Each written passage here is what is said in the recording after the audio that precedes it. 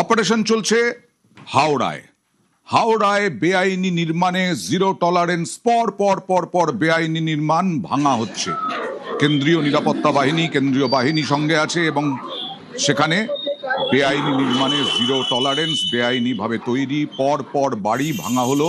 হাওড়ার ফাঁসিতলা থেকে Belilious road, হাওড়ার ফাঁসিতলা থেকে বেলিলিয়াস রোড পর পর পর পর বেআইনি নির্মাণ গজিয়ে উঠেছিল। পালাবদলের আগে, পালাবদলের পরে বেআইনি নির্মাণ নিয়ে কড়া রাজ্য সরকার এবং বেআইনি নির্মাণ আর করতে দেওয়া হবে না বলেও হুঁশিয়ারি মুখ্যমন্ত্রী শুভেন্দু অধিকারীর।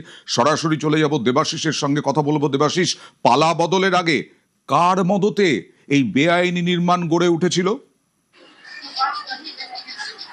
দেখো, আমরা যেখানে বুলডোজার চলেছে, যেখানে এইভাবে ফুটপাত দখল করে, সরকারি জমি দখল করে, দোকানপাট, তারপরে বাড়ি ঘর, নিজেদের জায়গা তৈরি করে ফেলেছিল, সেখানেই কিন্তু প্রত্যেকের মুখে শুনেছিলাম যে তৃণমূল কংগ্রেস, লোকাল তৃণমূল কংগ্রেস নেতাদের থেকে টাকা দিয়ে সেখানে তাদেরকে জমি নেওয়া হতো, তাদের থেকে ভাড়া পর্যন্ত দেওয়া হতো। আমরা কয়েকদিন আগে দেখেছিলাম যে রেলের জমি, সেখানে নাকি 2,500 টাকা করে ভাড়া নিতেন তৃণমূল নেতা।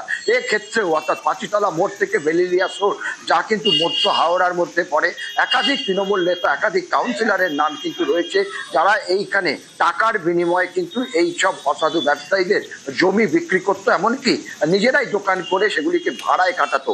আজ একেবারেই সকাল থেকে এই অভিযান শুরু করা হয়েছে। সেখানে পাঁচিতলা থেকে বেলিলিয়াস রোড পর্যন্ত প্রায় 150টিরও বেশি গুমটি এবং অস্থায়ী দোকান এবং বাড়িঘর, যেগুলিকে বেআইনিভাবে চিহ্নিত করেছিল প্রশাসন, সেগুলিকে কিন্তু ভেঙে ফেলা হয়েছে।